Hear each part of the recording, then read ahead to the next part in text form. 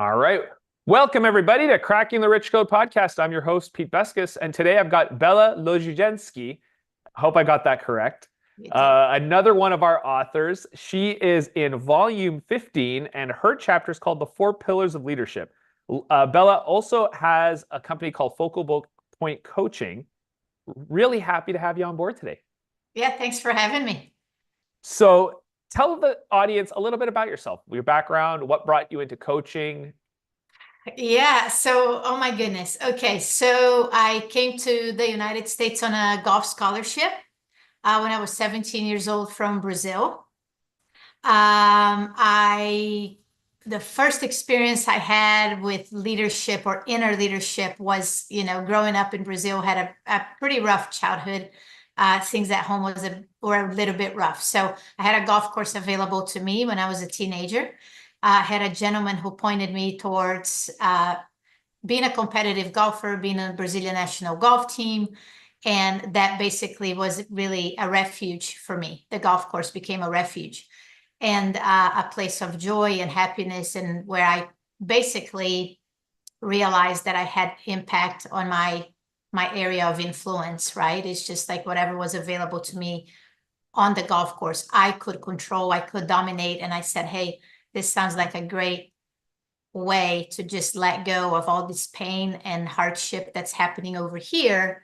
And there are all these obstacles, but right over here in this beautiful golf course and these beautiful people, there are a lot of opportunities. So from that point on, like on my mid 30s or so, I also had a really difficult time as an adult in my personal life. And I was trying to figure out how to move myself forward and transition from that difficulty. And I started thinking back about how I felt when I held a golf club, like the feelings, that the inner peace, the focus, the centeredness. There was not loneliness, but there was a beautiful solitude in the golf course. And I said, how could I duplicate that? And why do I feel what I feel on the golf course? And a friend of mine invited me to a mindfulness class. And I was talked through a 20-minute meditation, and where I could feel exactly what I felt when I was winning golf tournaments. So I said, well, maybe if I can duplicate this 20 minutes at my mid 30s, I can move myself out of this situation.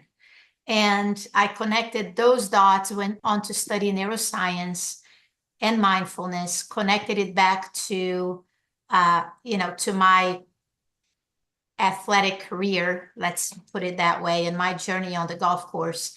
And then I realized that the skills were the same.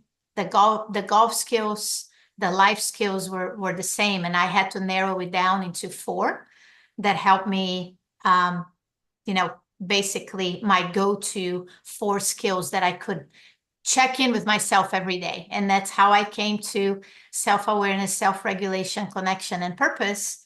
And it has just became a way of life for me. So that's also what you wrote your chapter on, right? The chapter that you have is called The Four Pillars of Leadership. And we talked a little earlier, and you said that those are kind of the four key pillars that you've learned through your, golf career and how you apply it in your coaching: self-awareness, self-regulation, connection, and inner purpose. So Right. maybe using golf as an analogy, because as a golfer, I love and hate that sport, right? It is Right. the most frustrating endeavor that you can do. How do you ruin a good walk? Put a golf club in your hand. Yeah. So when you're learning, especially as a competitive golfer, right? Maybe explain and use some analogies from those experiences, how they connect with the different pillars. Yeah. So first, let me take you to, Pete, we also have a love-hate relationship with life, right? And hate, maybe it's too strong of a word, but it's a constant journey of obstacle, opportunity. True. It's just, True, but you've never seen me throw a golf club. That's visceral. yeah, right. So to answer your question is right. So let's just think for a moment, you know, a lot of my clients on my coaching business and businesses and industries that I work in and walk into each day, a lot of them happen to be golfers, right? Because I naturally will attract that population. It's a common language we have. But think about a golf shot itself and how, the 1 or 2 minutes before hitting a golf shot, the amount of attention, the amount of self-control, the amount of interconnection that you have to have, and intentionality on that golf shot. So I think that it's just, you know, I don't know. It's just the reason why I wrote about this in a very superficial, general way in this chapter on the book is because these pillars of leadership, and I call them leadership from within because they are from inside ourselves. I mean, this is deep stuff, right? I mean, I have 2 books coming after this one, and you have to understand neuroscience. You have to understand mindfulness. You have to understand the connection of the present, of your past to the present. But that's exactly it. Like you can basically link any obstacle in your life right now, just like you can link any golf shot you have in front of you into, are you paying attention? Like, do you know what's happening inside your mind, your heart, your environment, what's around you? Do you keep it together? Do you have the emotional skills that no matter what's happening around you and in front of you and within you, are you looking at life and the situation objectively and putting your emotions to the side? And then the third element is, do you have the right people around you? Like, do you have the right support, the right support system, the right connections of people that are propelling you forward? And is there a purpose? Like, what's the intention in any interaction? Does it have value to you? Are you attempting to leave it better than you found it? Do you want to have a positive impact on that interaction? So it's So if I could it's stop you for a second, it yeah, really sure, does sure. sound like the first 2 pieces are all about self, like, it's the self, leading yourself first. Correct. But the second 2 seem to be then reaching out, because then it becomes then it opens up the net or the circle from leading yourself to then leading others. Correct. How Correct. do we, how do you teach that connection, that Ye- transition, I guess?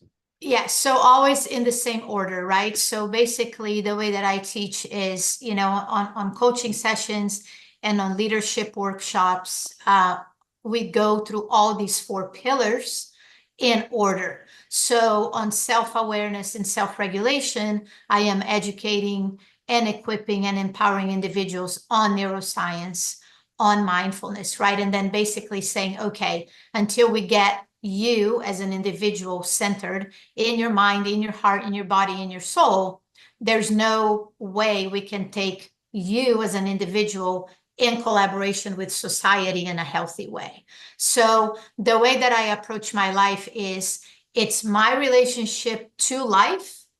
It is not other people's relationship towards me. So if I am able to empower each and every individual in self-awareness and self-regulation, then you are properly equipped to navigate life, to then be able to say, okay, who that I need in my corner? What are the positive connections? Who are the right people that can impact me in a positive way?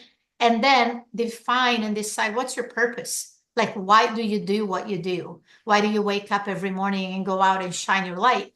But if you're not aware, and you also don't have self-regulation, and by self-regulation, I mean, we are going to feel, we're going to think, right? Emotions are a part of life. But emotional intelligence really is channeling emotions towards something positive and towards a positive outcome. Most of us, because we are not aware, we cannot self-regulate. So we don't even know what we're thinking. We don't really know what we're feeling, right? But then we want to have the right connection with the right people, and we want to achieve amazing things, but you don't even know what your purpose is. Yeah, I actually, it's funny that you say that, because a few different thoughts kind of percolate through my head. One is, we always start with the goal in mind, but not the purpose in mind. Yeah. So I don't know who you specifically work with, but in the business realm or in corporate, there's always a goal, but not necessarily a purpose. And you're actually, from your 4 pillars here, you're actually working backwards. You start with this goal, which we always confuse with purpose. Then we look at the connection, which is bastardized into who's going to help me get to this goal? And we never ever touch on the regulation or how we can control that process. We're looking to, put people, puppet master people versus the way that you're approaching it, which is really understanding yourself, connecting with people, and then going towards a shared purpose. And I Right. do love that approach. And it's funny because you say that too, because it does remind me of playing golf or playing tennis, where anytime I'm not aware, like my brain starts going squirrely and starts to think, if I hadn't had the history of doing the work, I would never, in my, when I was younger, I would have just continued on that train of letting my brain run wild Yeah. and mess up my shots and mess up my game and mess up everything. And that self-awareness and being able to see it and then control it, you can, that application is so powerful as the beginning building blocks. Correct. And Pete, it is deep work. I mean, you have to have the courage to look at it and face it straight in the face. But I will say, until you really know who you are, the essence of your soul and your heart, you just really don't define your purpose. You just keep going through life day in, day out, just through the motions. You're doing all of the doing, but you're not paying attention to who's doing all of the doing. So I'm going to give you like a super concrete example, for my life. So I dated this man for 3 years, and then I got married, and I was married for 22 years, right? So the day that I got a divorce and I walked out of the court system, I coming down these steps, and there's this beautiful water fountain to my right, and it was 9 o'clock in the morning, and the sun's coming up, and it was like this beautiful day in Nashville. And I walked outside, and I was by myself, and I looked to the right and to the left, and I was like, I'm 45 years old at this time, and I'm thinking, I have not been an adult in the world by myself in my own right for 25 years. I had no idea who I was, what I needed, what my goals were, so I could have gone out of that situation and just keep going and doing things and just like, okay, I'll get a job, I do this, I'll go date somebody else, I'll rebuild my life. But what I needed to do was to say, okay, well, who's Bella? The essence of who I am, the amount of work that it took was 2 years, Pete, that it took for me to come to learn and re-study myself, my mind, my heart, my soul, what those 25 years meant. And, to even figure out how could I even have a purpose after all of, it's a quarter of a century that I've spent next to somebody else. And I had no awareness for 25 years what I was doing at that time. So, when you say purpose and intention is important, it is important. But I would say that most of us are walking day to day in the world, doing all the doing and not paying attention to who's doing all of the doing. Yeah, And I which agree is with you with similar that. to the round of golf. Most of us go out and play golf and you're not paying attention. You're just hacking the ball around, and 18 holes after that, you have a beer or you have a good conversation, and you don't reflect, you don't think, you don't know what went good, what went well, what didn't go so well, what you can do better next time. You just wake up the next day and do it all over again. It's one way to live. It's not how I want to live. Yeah, and I think it's one point, like we kind of mentioned before too, most people have a checklist. Most people have goals that they're aspiring for, but not Yeah, purpose. And I can see this in a lot of our stories. It's you you did the checklist, right. you did this, you got married, had a good job, got a career, got promoted, do whatever, right? Started a business, but you didn't know the why behind it. Mhm. And I think we all have these self-actualization periods in our 40s, typically, and that's when you start to do that deep work. It's courageous work because it's hard. And I think that a lot of people avoid it because it's hard work. It's like losing 100 pounds. It's like, quitting drinking. It's like, it's these Right. understanding yourself. You need to have the courage to go forward with it. So what do you say to people that are like, "Oh, well, I don't need to know all of this. Just give me the tools." Hmm. Yeah. So if you were to say that to me, I would say, well, Pete, how would you like, I can give you a toolbox with 20 different tools, and how do you know which one serves you and how to apply it? Or we can maybe dig a little deeper to figure out what exact tools you need, because maybe you don't need 20. Maybe you just need 3. And we can just put 3 really good tools in your toolbox, because I say this every time I speak, in every speaking engagement, every workshop, every training I give. Information is of no value without the application. So I can talk to you all day long. I can give beautiful speeches. You can listen to me talk all day long, read my book. If you don't apply, there's no value. So the question is, if a person doesn't want to do the work, and this happens, you know, when I interview my clients as my clients just as much as they're interviewing me as a coach, you know? So on these pre-conversations or connecting conversations to identify that I'm the right match for my client, am I also making sure that my client's the right match for me, right? Because I work for a result. I'm not exchanging money for time. So if you're not invested in your own progression and moving yourself forward and onward, I'm not willing to partner and collaborate, because my job as a coach is just to be an accountability partner and to just guide you forward. But I want to know that in 3 months, 6 months, 9 months, there has been an impact. I cannot make that impact just by giving information. The impact comes from the client showing up. Yeah. And the client has to do the work, right? So what would I say to a client who says, just give me the tools? I said, you need another coach. I'm not the coach for you.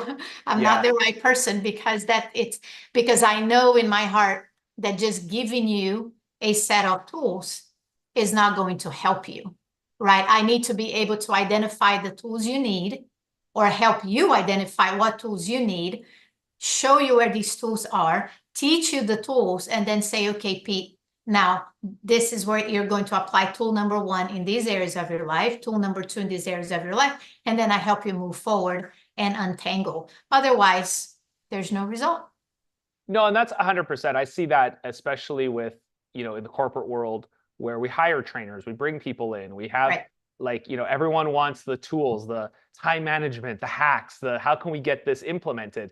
But they always forget the two, I think the before and the after pieces, which is the, are you ready to handle the tool? Because I actually look at it this way, you know, a sledgehammer knocks down a wall, but very few people have the strength to wield a sledgehammer. It's not just knowing the tool to use. It's also, do you have the strength? Have you built up the strength to use the tool that you need to use to accomplish your goal? And it's that pre-work of self-discovery, self-actualization, reflection, learning how to control it, like what you're saying here, self-awareness, self-regulation. Because if you can't learn and you can't build that muscle, the tool is useless to you. Then applying the tool and learning from the mistakes that need to be made, and creating leaders is about the journey. It's a personal growth journey. Mm-hmm. Like I can't just come and give you a course and then anoint you leader. Like it doesn't work that way, right? Right. And I think that's what Exactly. you're saying too. It's Yeah, like which you've got is to go through the reps. Yeah, which is why I call it, the 4 pillars of leadership from within. It's just like, what is it that you want, right? It's just like, I can want something for you so badly, but if you are not ready, it's just like, it's the force is internal, right? It is always internal.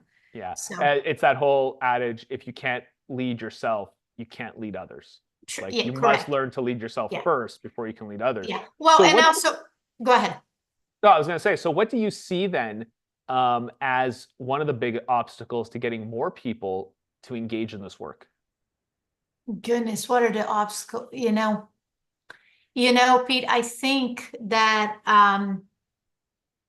I can speak for me. Okay. So the first time around, when I was a teenager at home, it was just the absolute need and desire to not be in my home. It wasn't safe, it wasn't loving, it wasn't caring, it wasn't kind. So this desperate need to be in an environment where I felt some kind of support and something good and beautiful in my life. So let's say a deep sense of loneliness and pain and sadness and confusion as a teenager, hopelessness, right? It's just like I don't have a voice inside my home. I have a voice on the golf course, and that voice is how well I can play. And the better I play, the more I travel, the more I travel, the more I am away from home. And that brings me the love and the peace and the safety I need. As an adult, I have to say that it's the same. You know, when you are an adult, you have a million excuses to justify as why the time is not right, the money is not right. Why would you, if you can just get by one more day? You've been doing this for as long as you know. So I believe that unless people, it goes back to awareness. You're either so aware that you're moving to rock bottom and you might as well just start getting this work done so that you don't hit rock bottom, or you're going to just keep having this voice in your head to say, well, it's been 35 years and it's been 10 years and my marriage is broken for 20. I'll do another 5. I haven't spoken to my son for 5. I'll do it for another 2, you know, and just constant inner dialogue that whatever it is either just how it's going to be. There's no way around it, or eventually it's going to resolve itself. I believe that it takes an enormous amount of pain and hopelessness for people to get to a place in which they're like, okay, well, I'm going to have to do something about it. Right. You know, and that's, I hear that so often. It's like the pain, and the pain is what instigates the change. You know, and I have a different philosophy on leadership because from a young man, I would always crave mentorship, crave somebody to learn from. And I think that, you know, regardless of how many leaders are out there, there's never enough. Like we always need more. And, you know, it's that, how do we encourage each other to be mentors and to be leaders and examples of what's possible for people to see that you don't have to be unique to be a leader. Like we all have those skills inside of us. It's that awareness around how can you enable each person to lean into those and show up in their own way. So I always find that's the challenge, is just kind of making it possible for them to say, hey, you know what, you can be one. Like you are one. Right. Whether you know it or not, you are. You're influencing the people around you. You're having connection. You know, you have a purpose. It just might not be the purpose you want. Right. Like I heard one person say one time, like, we all have discipline. You know, right. It said like, oh, I don't have discipline. I eat too much cake. It's like, no, you have discipline to eat cake.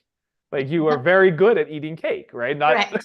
So I think that we all have those strengths. And as coaches, for us, I think it's really incumbent to make it possible and to make that awareness, like it is within you. It can happen. You're human, just like all of us. Correct.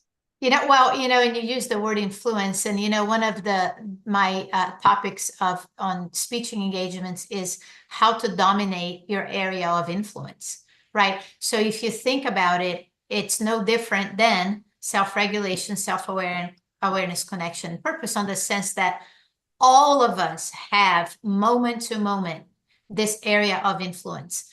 Mental, emotional, physical, verbal space, right? Like right now, I have an area of influence on this conversation with you. This is the only thing I'm focused on, is how this interaction between Bella and Pete are going to take place. And I'm fully present here, right? So ultimately, it is that. It's just like, how do you dominate your area of influence? Most people are dominating their area of influence without any self-awareness whatsoever. They don't even know who they are, much less how to show up and interact with others. So it's interesting when you know, for example, I will be speaking to somebody and we are going through some conversations, trying to figure out where's point A, where are you today? You're trying to get to point B. What's the goal? What's the journey going to look like? You know, and that one individual is the common denominator of all the bumps in the road that is around that person. And the person looks at you and says, well, it can't be me. Right? Right. And my response to that is, it doesn't matter whose responsibility it is in relationship to all of these people around you in your life. the one person you are in control of, the one space you have that you can dominate and be the very best version of yourself is your own. Mhm. And if you are showing up at the very best version of yourself and dominating your area of influence, and I am doing that on my end, my goodness, we make so much progress together because my attention is centered on me. Am I looking at you in the eye? Am I smiling at you? Am I being kind on this conversation? Am I moving the room forward? You know, so you walk into a group of 12 sales team, you know, and the manager, the director comes to me and says, Bella, you know, I have 12 individuals on my team, on team A, that are performing beautifully. And I have the other 12, team B, that I can't get them to perform, right? They have the same structure, they have the same tools, they sell the exact same thing, they have the same level of technical experience. Why does one do well and why the other doesn't? Their approach to their self-awareness and their area of influence and that connection that they have in relationship to what they sell and the person right there in front of them is completely different into the two groups and how they interact with each other. So at the end of the day, Pete, the way that I look at it is you will live and lead a very happy, healthy life if you understand that the only thing you can and should control is your relationship to what's happening around you. It's not the other way around. It's not like when my 17-year-old son talks to me this way, I'm going to be happy. When my wife starts doing this, I'll be fulfilled. It's the other way around. It's how do you relate yourself in that moment to what that other person is doing? What kind of relationship you have with it? It's your mindset. You can choose it. You know, I'm going to tell you, I'm going to have a good day today. It's just Yeah. what I just, and when I wake up in the morning, is there bumps? Yes. Are there times in which people do things to me I don't appreciate and I would prefer it didn't happen? Sure. But am I going to stay centered and strong and joyful and grateful and have a good day?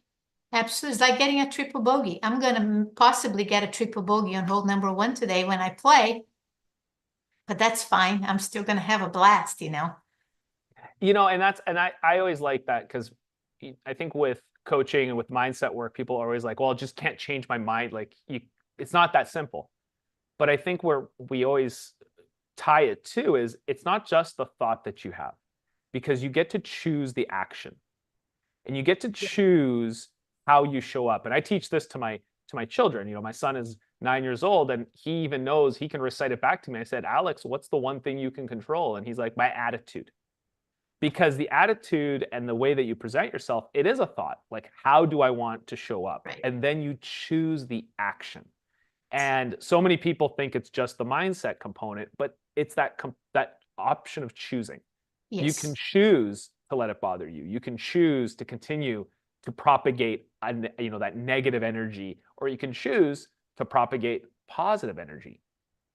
Yes. And then if you go on to understand neuroscience, and this is why I think, you know, there's so much value in when we are educating and empowering and equipping people, helping them understand, okay, what is happening to you neurologically, right? Inside your body and inside your brain and your limbic system, because you do realize to be able to say, even your 9-year-old can understand this. What's his name?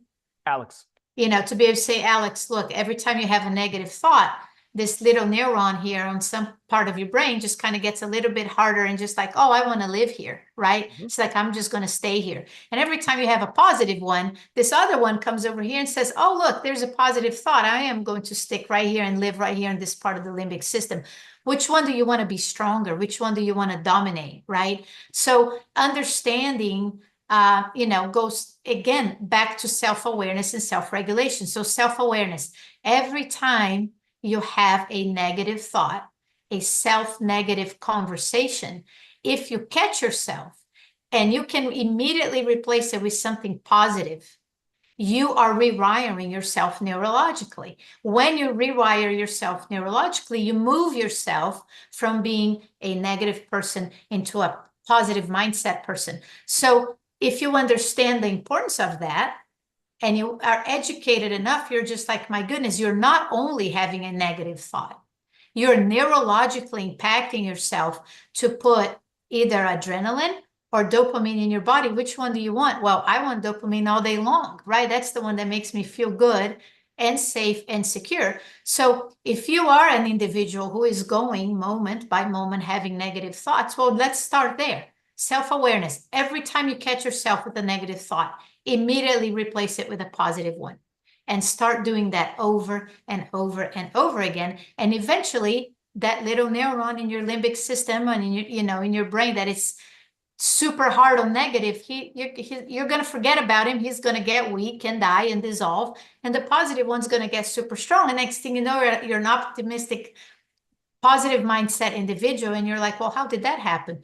Discipline, awareness, self-regulation, and then life starts to change a little at a time.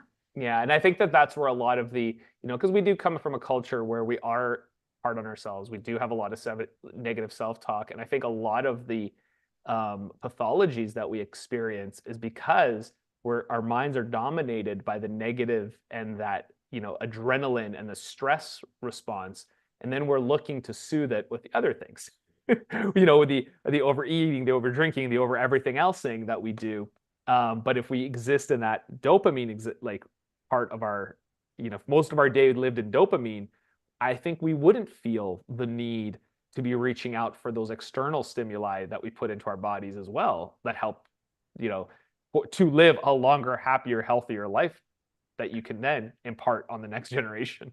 Correct, because then you are generating the safety and the warmth and the comfort internally, right? And not from an external source, but an internal source. So mindset is a very, very important thing. The quality of your thoughts are very important, how you live your life. And, but it takes work. You need to be able to wake up and be willing to look at yourself in the mirror and take a really good inventory on how you're choosing to live, right? Yeah, I like that, the choice. And I think that should be empowering for most people and for the people out there who are listening. It's like you always have a choice. Mm-hmm. And you're making choices whether you are aware of them or not. They're still happening. They're just maybe a default choice or something that you've allowed to take over versus an intentional active choice. I'm going to change gears a little bit here and ask you a little bit about what brought you to join our group and write for Cracking the Rich Code. Yeah, so this is interesting because, I had done a program for 2 years in a row in 2023 and 2024 for the Dutch Chamber of Commerce in São Paulo, Brazil. And an educational program and speaking engagements on emotional intelligence and leadership.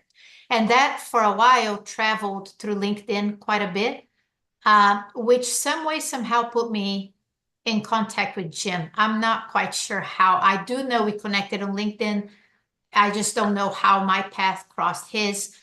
And I reached out to him and I said, I was like, my goodness, my chances of getting this man on the phone with me will be zero. But my approach to life is I'm going to ask you. Like, if there's something about you I want to know, I am going to let you know. So I sent him a message and say, Mr. Britt, this is who I am. This is my life journey. I have read about you, I've learned about you, and I would love to have 15 minutes of just talking to you. I didn't even know what questions to ask him. I just wanted to talk to him. So those 15 minutes turned into 45 minutes, which ended up with the invitation to have a chapter on the book. And, and it was interesting because when he asked me, he said, can you get this done in 3 weeks? I'm like, maybe. I was moving my son to college. I was moving homes. There was so much going on in my life. And here I am, having to put some very clear message on a book that was going to be printed so quickly. But it worked out. So here I am, and I'm grateful. And, I think about my initial conversation with Jim almost every day, because first thing I asked when we got on the phone call was like, can you just tell me about your story? Like, can you just, whatever you want to tell me? And he talked to me about how this moment of desperation in which he had nothing left, and he walked 3 miles to somebody's house, had a conversation with an individual, and that moment changed his life, right? And And I think we all have moments in which you just feel like this is this as bad as it's going to get? Like, can it get any worse? Is there a way out of this? And I go back and I was like, well, maybe if I walk 3 miles and I talk to somebody, things will change. I mean, it changed Jim's life. He walked. That's what he did. So, so I keep thinking, I always think about, is the answer 3 feet away? Is the answer 3 miles away?